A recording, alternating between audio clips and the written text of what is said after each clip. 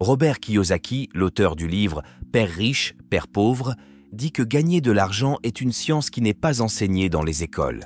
Les écoles nous apprennent à devenir employés et à construire une carrière. Si vous venez d'une famille de classe moyenne comme moi, il y a de fortes chances que vos parents vous aient appris à devenir pauvres. Et ce n'est pas parce que vos parents ne vous aiment pas ou ne veulent pas que vous réussissiez. C'est simplement parce qu'ils ne sont pas eux-mêmes éduqués sur ce sujet. Ils ont consommé des informations périmées et quand vous êtes né, ils vous les ont transmises. Kiyosaki dit que la pauvreté est comme une génétique. Elle se transmet d'une génération à l'autre. Père riche, Père pauvre est l'un de ces livres sur les finances que j'aurais aimé lire quand j'avais 14 ou 15 ans. Je recommande fortement de lire le livre ou de regarder cette vidéo car je vais faire un résumé détaillé des 7 leçons clés. La première leçon, les riches ne travaillent pas pour l'argent. Quand il avait 9 ans, Robert et son ami d'enfance Mike n'ont pas été invités à la maison de plage d'un camarade de classe parce qu'ils étaient pauvres. Robert est rentré chez lui et a demandé à son père comment devenir riche. Et la seule réponse qu'il a obtenue était « Tu dois apprendre à gagner plus d'argent ». Même enfant, Robert a compris que ce conseil ne l'aiderait pas à devenir riche. Le père de Robert, que Robert appelle son père pauvre, était enseignant et gagnait bien sa vie, mais avait toujours des difficultés financières. Voyant à quel point Robert et son ami Mike étaient déterminés à apprendre comment gagner plus d'argent, le père de Robert, le père pauvre, leur a conseillé d'aller parler au père de Mike. Robert l'appelait son père riche. Robert et Mike étaient assez surpris, car le père riche n'était pas encore riche. De plus, il n'avait jamais terminé la 8e année, mais dirigeait plusieurs entreprises prospères. Néanmoins, ils sont allés rencontrer le père de Mike. Le jour de la réunion, il leur a demandé s'ils étaient prêts à apprendre à gagner de l'argent. Ils étaient excités et ont rapidement hoché la tête. Il leur a alors fait une offre. Il a dit qu'il leur apprendrait à gagner de l'argent, mais pas de manière scolaire. Il ne leur enseignerait que s'ils travaillaient pour lui. Selon lui, il perdrait son temps s'ils voulaient juste s'asseoir et écouter comme à l'école. Il pourrait apprendre plus vite en travaillant pour lui. Robert voulait poser une question, mais il ne leur en a pas donné l'occasion. Il a dit que s'il ne pouvait pas prendre de décision de manière décisive, alors il n'apprendrait jamais à gagner de l'argent. Les opportunités viennent et passent, et savoir quand prendre des décisions rapides est une compétence importante. Il savait qu'il devait prendre une décision. Robert et Mike se sont regardés et ont tous deux accepté l'offre. Le père de Mike était satisfait et a dit qu'il les paierait 10 cents de l'heure et qu'il travaillerait 3 heures chaque samedi. Même si Robert avait un match de softball ce jour-là, il a choisi de travailler et d'apprendre au lieu de jouer. Il savait que c'était son opportunité et il ne voulait pas la gâcher. Ainsi, Robert et Mike ont commencé à travailler pour Madame Martin, qui était une employée du père de Mike et s'occupait d'un petit supermarché. C'était le genre de magasin où les gens achetaient des produits essentiels comme du lait, du pain, du beurre et des cigarettes. Le seul problème était que les magasins n'avaient pas de climatisation. Ils devaient donc garder les portes grandes ouvertes sur la route et le parking, ce qui signifiait que la poussière tourbillonnait et se déposait à l'intérieur chaque fois qu'une voiture passait. Leur travail consistait à enlever les conserves des étagères, à les brosser avec un plumeau pour enlever la poussière, puis à les remettre en place. C'était incroyablement ennuyeux. Ils travaillaient 3 heures chaque samedi et étaient payés 30 centimes, ce qui n'était pas très excitant pour eux, car une bande dessinée coûtait 10 cents à l'époque. Ils le faisaient parce qu'ils voulaient apprendre à gagner de l'argent. Mais après 3 semaines à faire cela, Robert était prêt à abandonner. Il se sentait comme un esclave, travaillant pour seulement 10 centimes de l'heure, et n'avait même pas vu le père de Mike depuis la première réunion. Donc, à l'heure du déjeuner de la 4e semaine, il a dit à Mike qu'il arrêtait. L'école était déjà assez ennuyeuse, et il ne voulait pas gâcher ses samedis à faire ce travail. Il en avait assez. À sa grande surprise, Mike a commencé à sourire et a dit que son père avait prévu que cela arriverait. Il avait dit à Mike de venir le voir quand Robert serait prêt à abandonner. Cela a rendu Robert furieux, mais Mike a dit que la façon d'enseigner de son père était différente de celle des parents de Robert. Il n'aimait pas faire des leçons et utilisait l'expérience comme méthode d'enseignement. Robert a accepté de rencontrer le père de Mike le samedi suivant pour l'écouter. Même son vrai père était en colère contre le père de Mike. Le père pauvre de Robert lui avait conseillé de demander une augmentation d'au moins 25 centimes de l'heure et de démissionner s'il ne l'obtenait pas. Quand Robert est arrivé chez Mike, il a dû attendre 45 minutes avant que le père de Mike n'apparaisse enfin.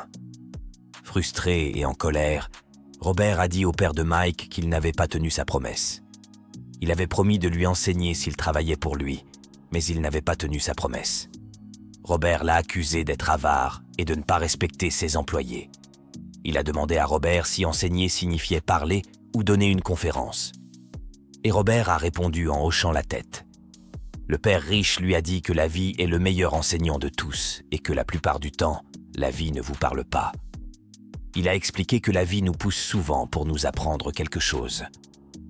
Certaines personnes laissent la vie les pousser, tandis que d'autres se battent contre les mauvaises choses, comme leur travail, leur patron ou leur conjoint.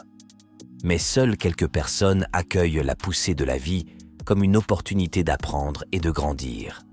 Le père riche a dit qu'il avait plus de 150 employés, mais aucun d'entre eux ne lui avait jamais demandé de leur enseigner l'argent.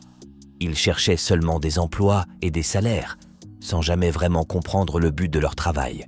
Cependant, lorsque Mike lui a dit qu'ils voulaient tous les deux apprendre à gagner de l'argent, le père riche a décidé de créer un programme reflétant les expériences de la vie réelle. Il les payait seulement 10 centimes de l'heure, ce qui les a d'abord mis en colère. Mais il leur a expliqué qu'il voulait qu'ils ressentent la poussée de la vie pour qu'ils puissent comprendre ce qu'il essayait de leur enseigner. Quand le père riche a demandé à Robert ce qu'il avait appris en travaillant pour un si bas salaire, Robert s'est plaint de sa cupidité et de son manque de respect pour ses employés. Il a même menacé de quitter si son père riche ne le payait pas plus ou ne lui enseignait pas davantage. Le père riche a expliqué que la plupart des gens feraient exactement ce qu'il suggérait: quitter et chercher un emploi mieux payé. Cependant, cela ne résoudrait généralement pas leurs problèmes. Il voulait que Robert comprenne qu'attendre une augmentation et penser que plus d'argent résoudrait ses problèmes n'était pas la solution. La solution est de faire travailler l'argent pour vous. Robert commençait lentement à comprendre la leçon que le père riche essayait de lui enseigner. Le père riche a demandé à Robert s'il avait toujours la passion d'apprendre. Quand Robert a répondu oui, il lui a dit qu'il allait arrêter de le payer pour le travail au magasin. Robert était confus. Il était venu pour une augmentation, mais maintenant il allait travailler gratuitement. Le père riche a dit que s'il voulait gagner plus d'argent, il devait utiliser sa tête et trouver comment y parvenir. Robert et Mike ont travaillé gratuitement pendant 3 semaines. Un jour, le père de Mike est arrivé et a emmené les garçons dehors pour une glace. Le père riche a demandé s'ils avaient appris quelque chose. Ils ont répondu non. Le père riche leur a dit qu'ils devaient se dépêcher et commencer à réfléchir à la leçon qui leur faisait face. Pour expliquer la leçon, il a demandé aux garçons de regarder Madame Martin et les gens dans le parc et de penser si la vie qu'ils menaient leur semblait excitante. Ils travaillaient dur pour peu d'argent toute leur vie, s'accrochant à l'illusion de la sécurité de l'emploi et attendant avec impatience des vacances de 3 semaines chaque année et peut-être une pension après 45 ans de service. Le père riche a dit que si ce genre de vie les excitait, il serait prêt à leur offrir une augmentation de 25 cents de l'heure. Leurs cœurs ont accéléré et ils savaient que cela signifierait beaucoup pour eux, mais ils ont quand même dit non. Voyant leur résistance, le père riche a augmenté son offre à 1 dollar de l'heure, puis à 2 dollars. Chaque fois qu'il augmentait son offre, le cœur de Robert explosait et son cerveau le poussait à accepter l'offre. Il savait que 2 dollars de l'heure ferait de lui l'enfant le plus riche du monde. Il ne pouvait pas imaginer gagner autant d'argent. Il voulait dire oui. Il pouvait imaginer un nouveau vélo, un nouveau gant de baseball et l'adoration de ses amis quand il leur montrerait de l'argent. Mais d'une manière ou d'une autre, sa bouche restait fermée. Le père riche regardait 2 garçons le fixant, les yeux grands ouverts et les cerveaux vides. Il les testait et savait qu'il y avait une part de leurs émotions qui voulait accepter l'offre. Il savait que 2 dollars de l'heure ferait de lui l'enfant le plus riche du monde. Il ne pouvait pas imaginer gagner autant d'argent. Il voulait dire oui. Il pouvait imaginer un nouveau vélo, un nouveau gant de baseball et l'adoration de ses amis quand il leur montrerait de l'argent. Mais d'une manière ou d'une autre, sa bouche restait fermée. Le père riche regardait deux garçons le fixant, les yeux grands ouverts et les cerveaux vides. Il les testait et savait qu'il y avait une part de leurs émotions qui voulait accepter l'offre. Il comprenait que chaque personne a une partie faible et nécessiteuse de son âme qui peut être achetée. Et il savait que chaque individu avait aussi une partie de son âme qui était résiliente et ne pouvait jamais être achetée. C'était seulement une question de savoir laquelle était la plus forte. Alors il a fait une dernière offre de 5 $ de l'heure. Soudain, les expressions des garçons ont changé et leurs regards vides se sont transformés en calme. Leur tentation a disparu en une seconde. Ils ont senti que la partie de leur âme qui était faible et nécessiteuse était réduite au silence et prise en charge par la partie qui n'avait pas de prix. Le père riche a dit que c'était bien qu'il n'ait pas de prix. La plupart des gens en ont un parce que leur vie est contrôlée par la peur et la cupidité. La peur de manquer d'argent les pousse à travailler dur et à gagner un salaire. Mais une fois qu'ils ont cet argent, la cupidité les pousse à penser à toutes les choses qu'ils pourraient acheter, ce qui les fait avoir besoin de plus d'argent, ce qui les fait dépenser plus et travailler plus. C'est ce que le père riche appelait la course de rats. Mike a demandé s'il y avait une autre voie, et le père riche a dit qu'il y en avait une, mais peu de gens la connaissaient. Mike voulait savoir ce que c'était, et le père riche a dit qu'il l'apprendrait en travaillant avec lui sans salaire. Mike a demandé un indice, et le père riche a répondu que le premier pas était de dire la vérité. Quand on lui a demandé quelle vérité, il a répondu qu'il s'agissait de leurs sentiments et qu'ils devaient se l'avouer à eux-mêmes, pas aux autres. Le père riche doutait que les personnes travaillant pour lui soient capables de confesser leur vérité. Au lieu de cela, ils ressentent la peur de manquer d'argent et réagissent émotionnellement plutôt que logiquement. Ils ne confrontent pas leur peur et leurs émotions contrôlent leur cerveau.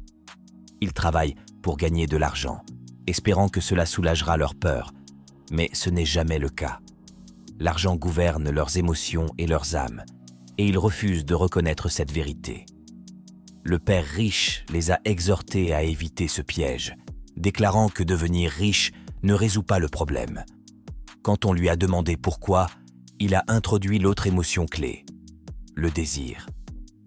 Il est courant que les gens désirent des choses meilleures, plus belles ou plus excitantes. Ils travaillent souvent pour l'argent parce qu'ils pensent que cela les rendra heureux. Mais le bonheur venant de l'argent est de courte durée. Beaucoup de personnes riches sont en fait poussées par la peur. Penser que l'argent les rendra sûrs. Cependant, ils finissent par craindre de tout perdre, ce qui les rend plus anxieux qu'ils ne l'étaient lorsqu'ils étaient pauvres. Les émotions contrôlent souvent notre pensée, et la peur peut nous amener à prendre des décisions qui ne résolvent pas le vrai problème. Par exemple, lorsqu'une personne a peur de ne pas avoir assez d'argent, elle peut penser que trouver un emploi est la seule solution. Mais en réalité, un emploi n'est qu'une solution temporaire à un problème à long terme. Il est important d'apprendre à penser par nous-mêmes et à ne pas laisser nos émotions nous contrôler. Le père riche a dit qu'il voyait de l'espoir lorsque les deux garçons ont accepté de travailler gratuitement. Ils avaient également franchi la première étape en résistant à leurs émotions lorsque le père riche les tentait avec plus d'argent. Ils apprenaient à penser malgré la charge émotionnelle. Il leur a dit de continuer à travailler et que plus tôt ils oublieraient le besoin d'un salaire, plus facile serait leur vie adulte. Il les encourageait à continuer d'utiliser leur cerveau, à travailler gratuitement, et bientôt leur esprit leur montrerait des moyens de gagner de l'argent bien au-delà de ce qu'ils pourraient jamais leur payer. Ils pourraient te voir des opportunités que les autres ne verraient pas. Dès qu'ils verraient une opportunité, ils les verraient pour le reste de leur vie. Les garçons ont fait ce que le père riche leur avait conseillé, et très vite, ils ont vu une opportunité en créant une bibliothèque où les enfants pouvaient payer un droit d'entrée et lire autant de bandes dessinées qu'ils voulaient. Ils ont embauché la sœur cadette de Mike pour être la bibliothécaire en chef. Elle faisait payer chaque enfant 10 centimes pour l'entrée à la bibliothèque. C'était une bonne affaire pour les enfants puisque chaque bande dessinée coûtait 10 centimes et qu'ils pouvaient en lire 5 ou 6 en 2 heures. Mike et Robert gagnaient en moyenne 10 $ par semaine sur une période de 3 mois. Il payait sa sœur $1 par semaine et lui permettait de lire les bandes dessinées gratuitement. Ils ont dû fermer la bibliothèque après 3 mois à cause d'une bagarre qui y a eu lieu, mais ils avaient déjà appris comment faire travailler l'argent pour eux, même lorsqu'ils n'étaient pas physiquement présents. Ils avaient appris la première leçon, qui était que les riches ne travaillent pas pour l'argent.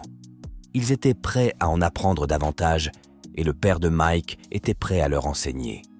Leçon 2. Pourquoi enseigner la littératie financière? Lorsque les gens demandent à Robert où il a commencé à devenir riche, il leur donne la même réponse que son père riche lui avait donnée. Si vous voulez être riche, vous devez être financièrement lettré.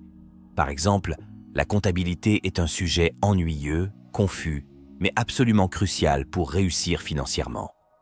Pour simplifier, le père riche utilisait des images et un langage simple pour l'enseigner aux 2 garçons. L'une des premières choses que le père riche a expliqué à Robert et Mike était la différence entre un actif et un passif. Il a dit que si vous voulez être riche, la seule chose que vous devez faire est d'acheter des actifs. C'est tout ce que vous devez savoir pour devenir riche. Mais malgré sa simplicité, c'est quelque chose que beaucoup de gens ne comprennent pas. Lorsque le père riche l'a d'abord expliqué à Robert et Mike, ils pensaient qu'il plaisantait parce que le concept était si simple. Comment les adultes pouvaient-ils ne pas comprendre cela? Tout le monde ne devrait-il pas être riche? Le problème est que la plupart des gens ont été éduqués différemment par les banquiers, les planificateurs financiers et d'autres. Ils doivent donc désapprendre ce qu'ils pensent savoir. Et à cause de cela, ils achètent des passifs en pensant qu'ils sont des actifs. Robert utilise des définitions simples pour les actifs et les passifs. Un actif est quelque chose qui met de l'argent dans votre poche et un passif est quelque chose qui sort de l'argent de votre poche. Voici le schéma de flux de trésorerie d'un actif. La partie supérieure du diagramme est un compte de résultats, souvent appelé compte de profit et perte. Il mesure les revenus et les dépenses, l'argent entrant et sortant. La partie inférieure du diagramme est un bilan. Il est ainsi nommé parce qu'il est censé équilibrer les actifs et les passifs. Les actifs ajoutent à vos revenus. Ils mettent de l'argent dans votre poche. Par exemple, si vous avez une maison et que vous la louez, c'est un actif parce qu'elle met de l'argent dans votre poche chaque mois. Et voici le schéma de flux de trésorerie d'un passif. Un passif sort de l'argent de votre poche. Si vous voulez être riche, ce que vous devez faire est d'éviter les passifs et d'acheter plus d'actifs. Grâce à ces diagrammes simplifiés, vous pouvez facilement voir comment chaque personne gère son argent. Robert dit que souvent, ceux qui sont endettés pensent que la solution à leurs problèmes est de gagner plus d'argent. Mais non seulement plus d'argent ne résoudra pas toujours leurs problèmes, mais cela peut aussi les aggraver.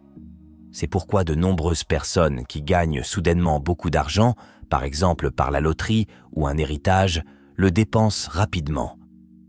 Une augmentation de liquidité entraîne souvent une augmentation des dépenses.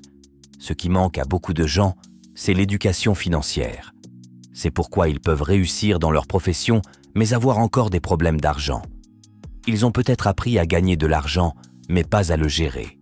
Les gens peuvent être très intelligents et pourtant être illettrés financièrement.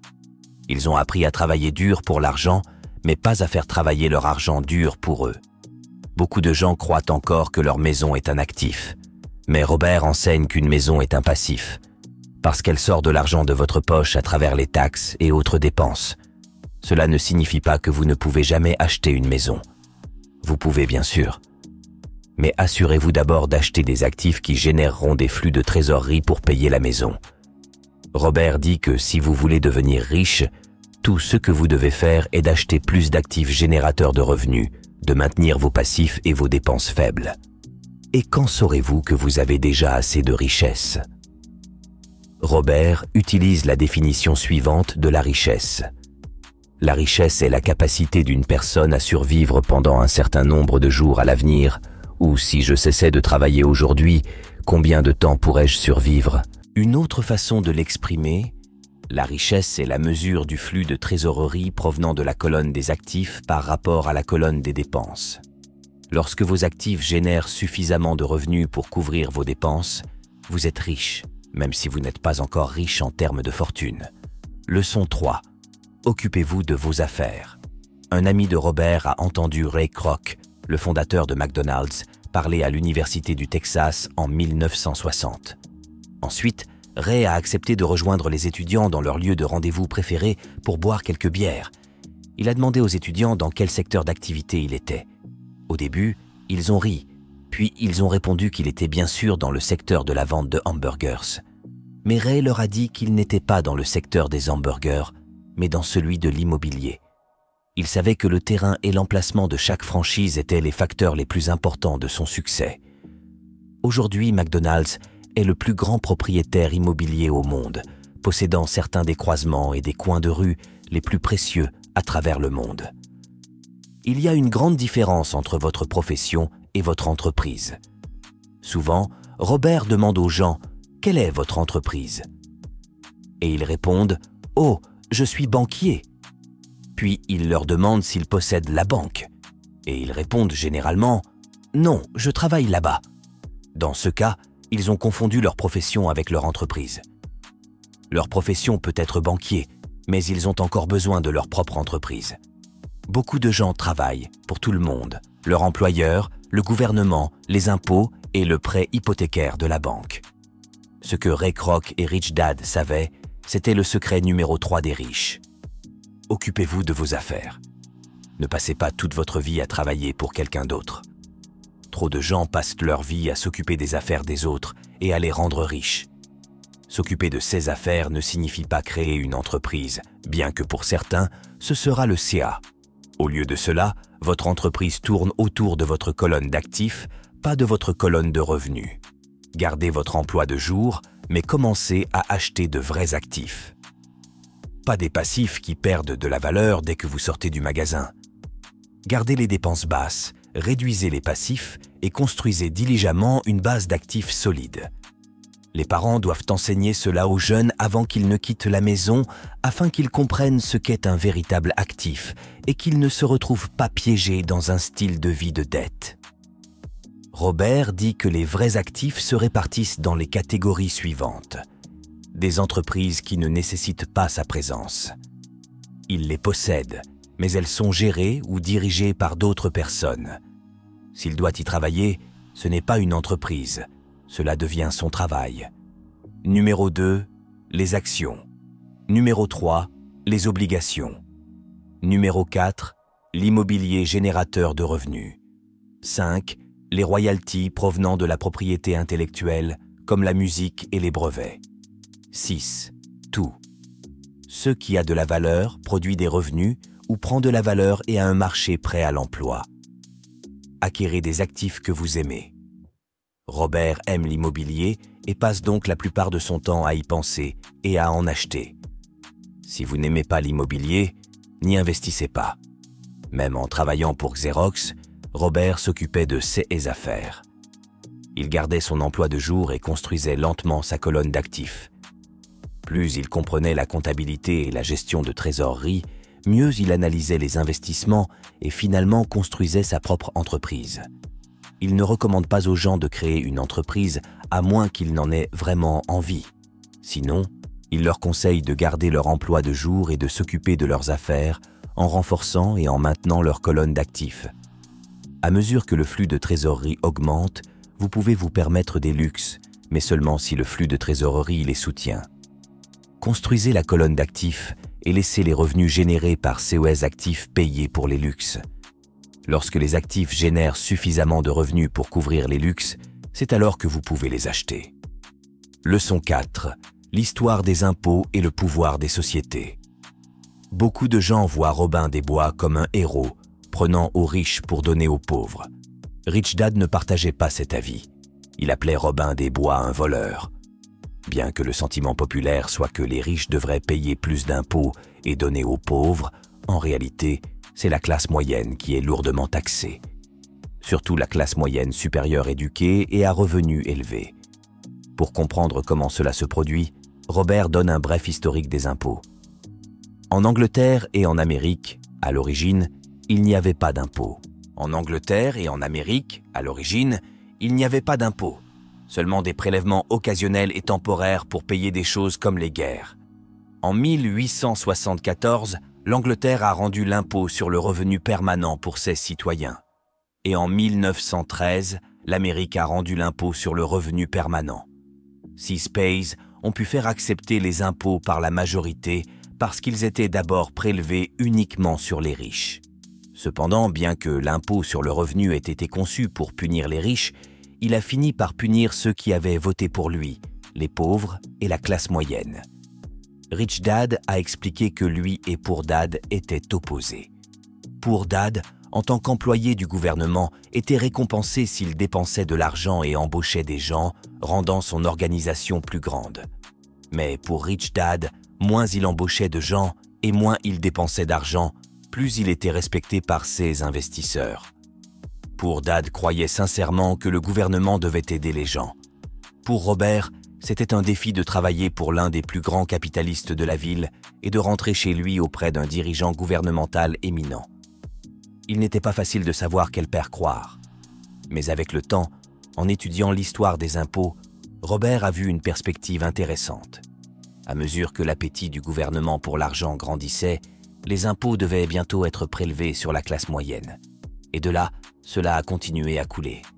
Mais les riches ont vu une opportunité, car ils ne jouent pas avec le même ensemble d'étiquettes. Les sociétés, qui sont devenues populaires à l'époque des voiliers, offrait un moyen d'éviter les impôts. Comprendre la structure juridique des sociétés a donné aux riches un avantage considérable et leur a permis de duper les intellectuels. Une société est simplement un document juridique qui crée une entité légale. Ce n'est pas vraiment une chose, pas une usine ou un groupe de personnes, mais cela offre un taux d'imposition sur le revenu inférieur à celui des particuliers. C'est pourquoi la plupart des personnes riches sur la planète ne paient pas d'impôts ou paient un pourcentage très faible de leurs revenus en impôts. Les tentatives de punir les riches fonctionnent rarement car les riches trouvent des moyens de minimiser leur fardeau fiscal. Leçon numéro 5, les riches investissent de l'argent. Notre esprit est l'actif le plus important. Si vous le formez correctement, des millions peuvent être faits à partir d'une simple idée ou d'un accord. Si vous augmentez votre intelligence financière, vous commencerez à voir des choses que les autres ne voient pas. En d'autres termes, vous commencerez à inventer de l'argent. Par exemple, au début des années, les commis 990 Nomi en Arizona, aux États-Unis, étaient terribles. Alors que la plupart des gens étaient effrayés et avertis de la crise économique, Robert et sa femme Kim ont fait beaucoup d'argent. Robert donne l'exemple d'achat d'une maison d'une valeur de 75 000 pour 20 000. Ils ont dû verser 2 000 $ en acompte, mais ils ne l'avaient pas. Alors ils ont demandé à un ami de leur prêter 2 000 $ moyennant des frais de 200. Un ami a accepté, et pendant que l'achat était en cours de traitement, Roberts a passé une annonce proposant la même maison de 75 000 pour seulement 60 000 et ne demandant aucun acompte aux acheteurs. Dès que la maison était légalement à lui, il l'a vendue en quelques minutes et les 40 000 ont été créés presque à partir de rien. Temps de travail total, 5 heures. Ce que cet exemple simplifié illustre, c'est comment des idées peuvent créer des centaines de milliers de dollars si vous améliorez votre intelligence financière et voyez ce que les autres ratent. Robert dit « Les marchés montent et descendent et les investissements vont et viennent. Le monde vous offre toujours des opportunités de toute une vie. Il vous suffit simplement de pouvoir les voir. Plus vous développez votre intelligence financière, ce qui prend du temps, plus d'opportunités vous seront offertes. Il y a de nombreux changements à venir dans notre monde et développer votre QI financier vous permet de voir ce futur changement à travers le prisme de l'excitation, pas de la crainte. Vous verrez les opportunités et agirez en conséquence, contrairement à ceux qui permettent à leur peur de les maintenir sur la touche, regardant les autres avancer audacieusement. Par exemple, la terre était la richesse il y a 300 ans. Plus tard, la richesse était dans les usines et la production. Aujourd'hui, la richesse est dans l'information. Mais l'information voyage à travers le monde à la vitesse de la lumière et ce processus sera plus rapide et plus dramatique avec le temps. Leçon 6. Travaillez pour apprendre.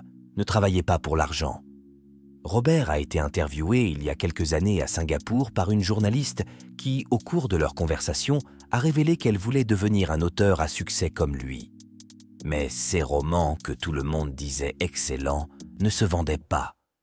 Robert lui a suggéré de suivre un cours de formation en vente. Cela a offensé la journaliste qui a dit qu'elle avait une maîtrise en littérature anglaise et ne voyait pas en quoi apprendre à vendre l'aiderait.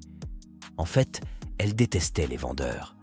Lorsque Robert a fait remarquer qu'il était un auteur à succès, pas un auteur de qualité supérieure, elle a répondu qu'elle ne descendrait jamais si bas pour apprendre à vendre et a quitté l'interview. Il y a des gens talentueux tout autour de nous qui luttent financièrement, tout comme cette journaliste. Pour reprendre les mots d'un consultant en affaires, ils ne sont qu'à une compétence de la grandeur. En ce qui concerne l'argent, la seule compétence que la plupart des gens connaissent est de travailler dur. Si cette journaliste suivait des cours de vente, puis obtenait un emploi dans une agence de publicité, elle apprendrait beaucoup sur les ventes, puis pourrait utiliser ses connaissances pour vendre plus de romans.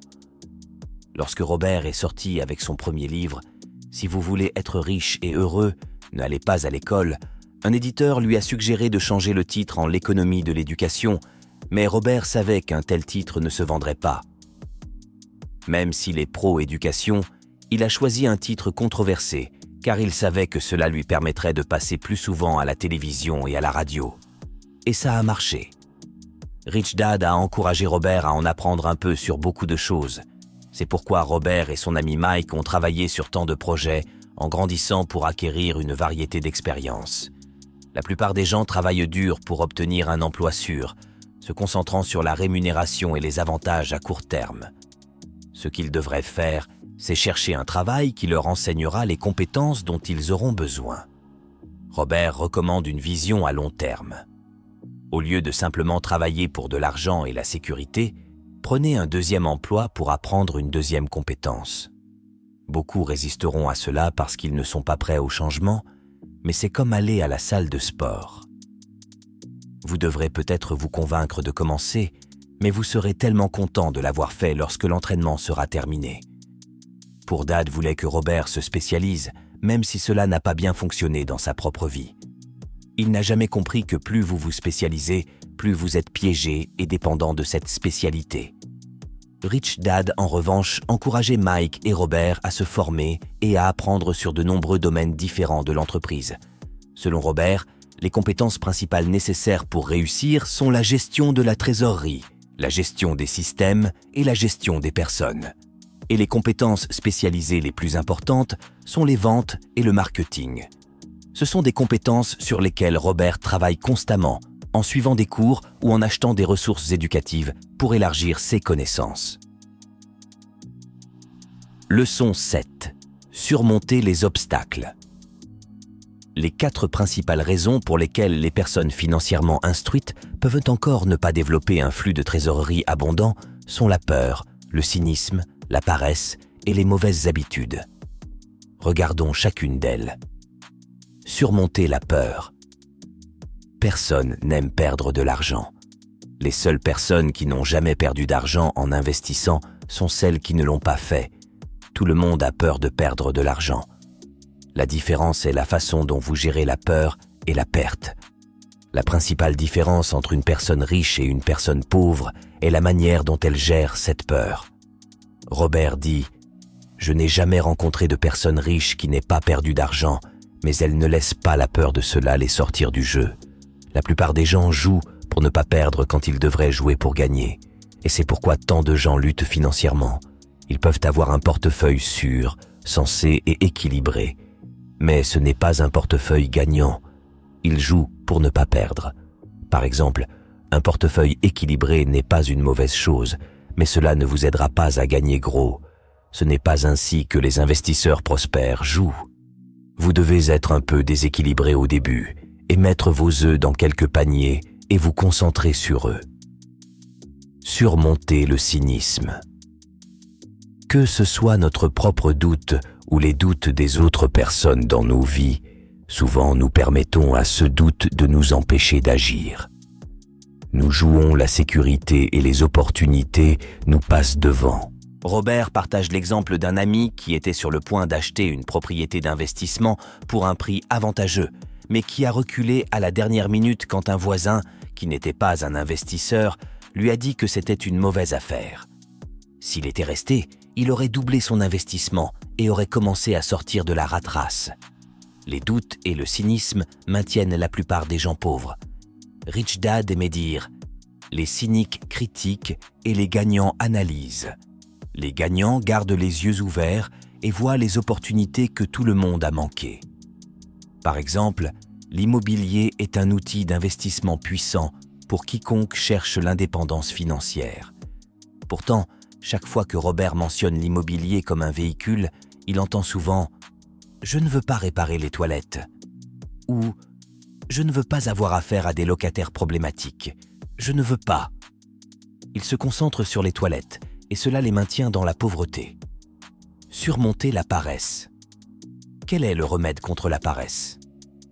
Un peu de cupidité. Cela peut être difficile à entendre car tant d'entre nous ont été élevés pour voir la cupidité ou le désir comme une mauvaise chose. Plutôt que de dire « je ne peux pas me le permettre », changez votre état d'esprit en « comment puis-je me le permettre ?» Cela ouvre l'esprit et le force à envisager des solutions. « Je ne peux pas me le permettre » est un mensonge. L'esprit humain sait qu'il peut tout faire. En disant que vous ne pouvez pas faire quelque chose, vous créez un conflit entre votre esprit et votre esprit paresseux. Comment puis-je me le permettre? Créer un esprit plus fort et un esprit dynamique. Sans cette petite cupidité, le désir d'avoir quelque chose de mieux ne serait pas possible. Notre monde progresse parce que nous désirons tous une vie meilleure. De nouvelles inventions sont faites parce que nous désirons quelque chose de mieux. Nous allons à l'école et étudions dur parce que nous voulons quelque chose de mieux. Trop de cupidité est mauvais, mais un peu peut vous motiver. Surmonter les mauvaises habitudes. Pour réussir, vous devez développer des habitudes réussies. Pauvre père a toujours payé tout le monde en premier et lui-même en dernier, mais il en avait rarement assez. C'était sa habitude. Au contraire, Rich Dad se payait toujours en premier, même s'il manquait d'argent. Il savait que les créanciers et le gouvernement se plaindraient s'il ne les payait pas. Cela a motivé Rich Dad à chercher d'autres sources de revenus pour les payer. S'il se payait en dernier, il ne ressentirait pas ce genre de pression productive. Se forcer à réfléchir à la façon de trouver des revenus supplémentaires pour payer les créanciers le rendait plus fort. C'est tout pour cette vidéo. J'ai résumé plusieurs autres livres de Robert Kiyosaki. Si cela vous intéresse, consultez la playlist que vous voyez à l'écran. Merci de regarder.